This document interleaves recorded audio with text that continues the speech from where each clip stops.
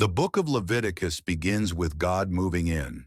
Israel stands at Mount Sinai, free but still learning freedom. They're no longer slaves, but their hearts still remember chains. Then something unbelievable happens. God tells Moses to build a tent, the tabernacle, a place where heaven can touch the ground. When it's finished, a thick cloud of glory descends and settles right in the center of their camp. The message is clear. God has moved in, not above them, not far away, right in the middle of their everyday life. But his nearness comes with danger. He is holy, and they are not.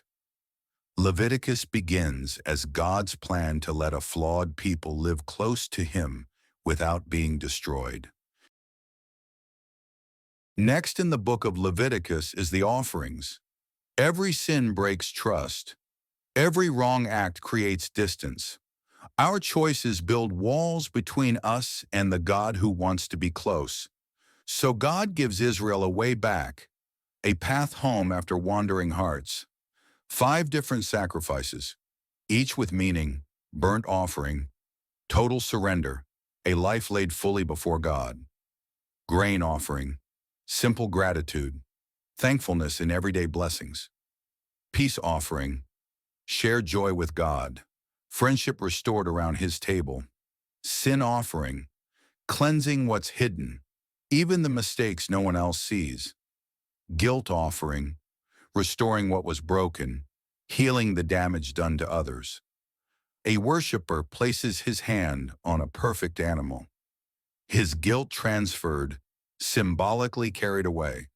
He watches as it gives its life in his place, a powerful reminder that sin always costs something. Smoke rises, not as routine or religion, but as a picture of grace reaching upward. A bridge built between a holy God and a hurting people.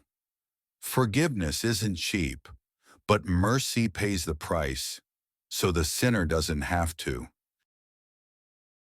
Next in the book of Leviticus is the priest close to God. To help Israel stay close to God, he appoints priests, Aaron and his sons.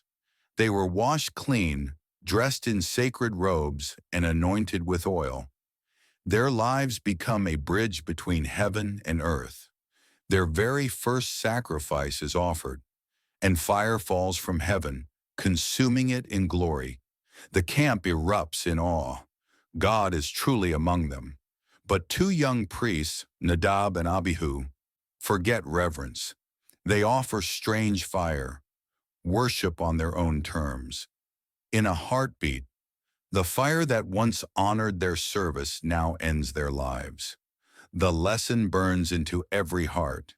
God is near, wonderfully near, but his presence demands reverence. Next in the book of Leviticus is clean and unclean laws.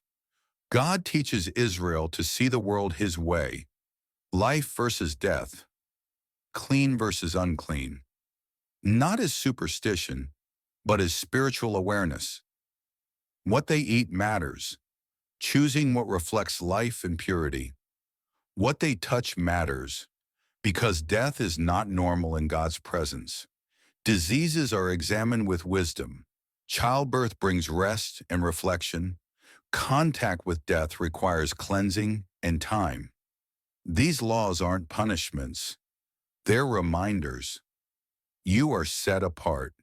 You belong to the living God. Holiness becomes a habit. Every meal, every step, every choice. Next in the book of Leviticus is the Day of Atonement. Once a year, silence. No food, no work. The whole nation pauses. The high priest steps into the most holy place, a place no one else can go. He brings blood for his own sins and blood for every family in Israel. Outside, 2 goats wait before the people.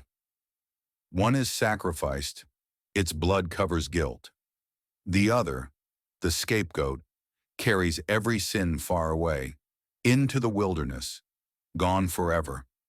And when that goat disappears over the horizon, a deep breath rises from the nation. They are clean again, forgiven again, restored again.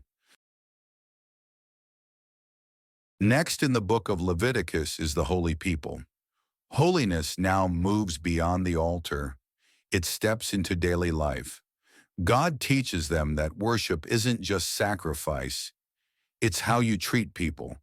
Don't steal what isn't yours. Don't lie to twist the truth. Don't take revenge. Let justice belong to God. Help the poor gather what falls from your field. Welcome the stranger as one of your own. Honor your parents. They carried you this far. Defend the weak. Don't look away. Keep judgment fair. No bribes, no favorites. Every command is a mirror, showing what God's heart looks like. And he reminds them, you were slaves in Egypt. Now live free and help others live free too. Holiness is not separation from life.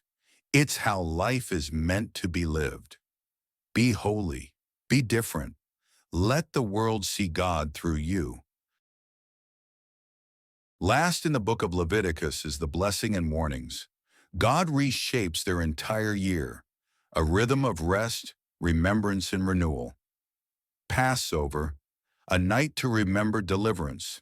First fruits, a celebration of provision. Trumpets, a call to awaken hearts. The Sabbath, a pause to rest and trust. In Jubilee, every 50 years, freedom returns, debts are canceled, land restored, families reunited. Time itself becomes holy ground. Every season tells a story of God's faithfulness. And then, God makes it clear, walk with me and blessing will overflow. Turn away and life will crumble. But even in warning, mercy whispers, if you return to me, I will return to you. Because covenant love doesn't expire. The door never closes. Mercy never quits. Love always waits.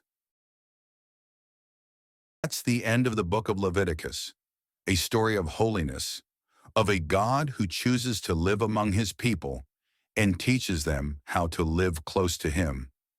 For more reading on the stories, God moves in. Leviticus 1. The offerings. Leviticus 1 to 7. Priests close to God. Leviticus 8 to 10. Clean and unclean. Leviticus 11 to 15. The Day of Atonement. Leviticus 16. Holy people. Leviticus 17 to 22. Blessings and warnings. Leviticus 23 to 27.